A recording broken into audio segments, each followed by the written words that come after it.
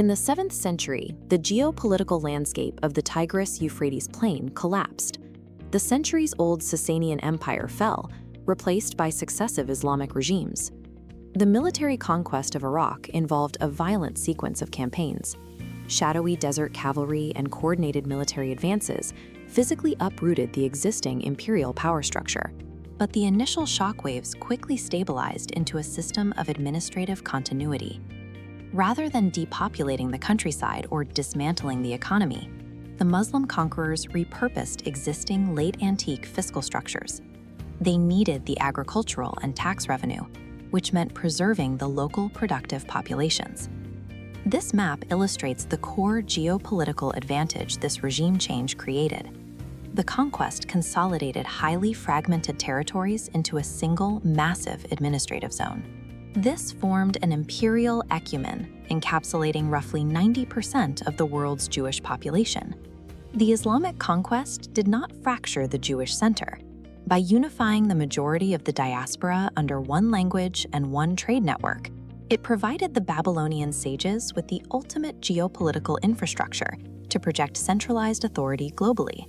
At the center of this network were the Geonim, the heads of the Babylonian academies. Geonim authority functioned through a highly organized administrative regime, sustained by a complex system of trans-regional correspondence, emissaries, and diaspora fundraising. Benefiting from the empire's paper production and expansive trade routes, these academies shifted from strictly oral teachings to producing and circulating written legal manuals across the diaspora. The Geonim produced binding legal jurisprudence called Responsa. These written answers to complex questions flowed outward from Baghdad to the furthest edges of the diaspora, allowing the Geonim to assert absolute reputational control over valid law. By leveraging the reach of the Muslim imperial ecumene, the Geonim successfully elevated the Babylonian Talmud from a regional study text into the absolute, uncontested constitution of global Jewry. This unified, highly effective network came with severe structural constraints. The Jewish population was living as a minority under Islamic rule. They operated within the dhimmi framework. This was a baseline legal posture that granted Jews and Christians protected communal existence, but strictly enforced their political and social subordination. The dhimmi framework ensured that despite their vast legal influence, the Geonim operated under a perpetual veil of structural vulnerability. While the Geonim possessed supreme authority over Jewish law, their physical safety remained entirely at the mercy of the state's shifting political priorities. By the 10th century, the Abbasid caliphs lost their grip on Baghdad.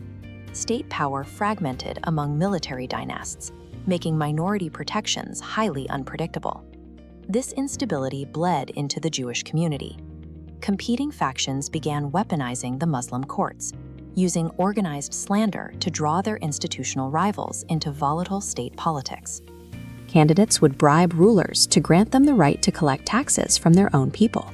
Standing against this final era of decay were two of the last great Geonim, Rav Sharira and his son, Rav Hai. We see this warfare in a 1038 letter from Hai Gaon to Fustat, detailing an opposition circulating polemical pamphlets. These smear campaigns caught the authorities' attention, leading to the arrest and imprisonment of prominent Geonic scholars. In a final act of institutional betrayal, corrupt political operatives slandered these aging sages to the ruling caliph. Both were arrested and imprisoned.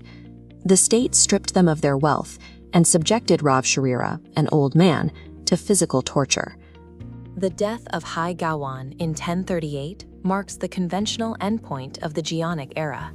Following his death, Hezekiah ben David attempted to stabilize the community by holding both the political office of the Exilarch and the scholarly office of the Gawan. By 1040, Hezekiah met an abrupt downfall, driven by the exact same cycles of internal slander and denunciation to the Muslim authorities that had plagued his predecessors. He was imprisoned, subjected to state-sanctioned torture, and executed. Fearing for their lives, his sons fled the region for Spain. The physical destruction of the last Exilarch marked the definitive end of the Babylonian center. The intellectual capital of the Jewish people was forced to seek a new host. The fall of Babylon was not a fatal disruption to Jewish constitutional law. 12th century chroniclers, particularly the Ravad in his Sefer HaKabbalah, approached this transition through teleological historiography, viewing history as moving toward a deliberate, purposeful end. The theological premise of the Sefer HaKabbalah is precise. God prepared the legal ground in the West long before the Eastern academies were cut off. Because the Geonim had spent centuries broadcasting their Responsa, these new communities possessed a ready-to-use jurisprudence. These hubs were now fully equipped to govern. Scholars in places like Cordoba and Kairouan stopped sending their questions eastward. They began writing their own commentary, legislating local decrees, and issuing independent rulings. The Geonic era had served its purpose. The sunset of Babylon was a meticulously orchestrated institutional transfer. The absolute foundations of the law were planted firmly in Spain and North Africa, well in advance of the Eastern collapse, securing the unbroken continuity of the rabbinic legal tradition.